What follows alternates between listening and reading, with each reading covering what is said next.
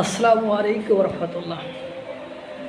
জামাত, NCP, AB party, ইনকিলাব মঞ্চরা ভারত এবং বাংলাদেশকে নিয়ে খেলে মূলত আপনার আওয়ামী লীগকে অপ্রাসঙ্গিক করতে চাচ্ছে বাংলাদেশে। আওয়ামী লীগকে অপ্রাসঙ্গিক করতে সর্বশেষ চাল দিচ্ছে আওয়ামী লীগ বিরোধী সব পক্ষ, বিশেষ করে জামাত, এনসিপি, এবি পার্টি, ইনকিলাব মঞ্চ, অন্যান্য। এখানে গ্যাঞ্জাম একটা লাগতেছে। পুশিন সমস্যাকে জিয়ে রেখে এর ছক আঁকা হয়েছে। তারই অংশ হিসেবে প্রতিরক্ষা বাজেট বাড়ানোর কথা বলা হচ্ছে। আজ এক হিন্দু মহিলাকে দিয়ে আলাদা প্রদেশ গঠনের হুমকি দেওয়া হয়েছে। তারও আগে সেভেন সিস্টার দখলের হুমকি দেওয়া হয়েছে। ক্রমাগত ভারত বিরোধী বক্তব্য দেওয়া হচ্ছে।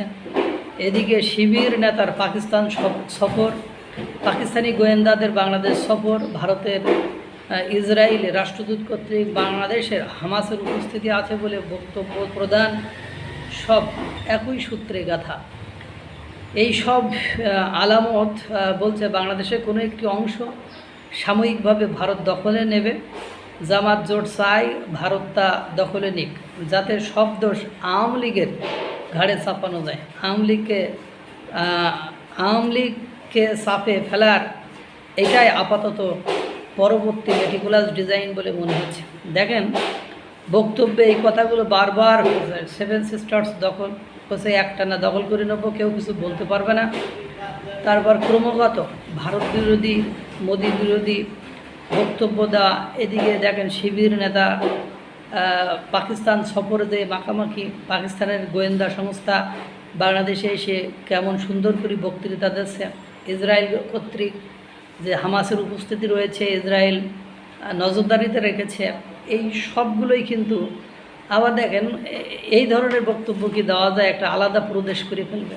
ওদিকে একজন তো বলে ফেলেছে, এরা তো বলছে যে এটা 1947-71 এটা ভাগাভাগি হয়ে গেছে, এখানে মুসলিমরা থাকবে, মুসলিমরা যা বলবে তাই হবে, হিন্দুরা মুক্তি করবে কি না করবে সে সিদ্ধান্ত মুসলমানরা দেবে। ওইসব সংবিধানের তোয়াক্কা করার সময় তাদের নেই।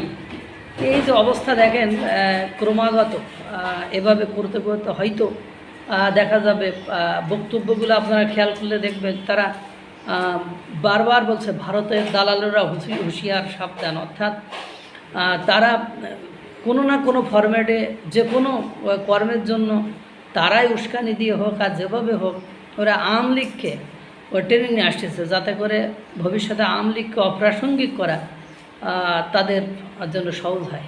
কিন্তু দেখতে থাকুন, অনেক কিছুই ঘটতে পারে।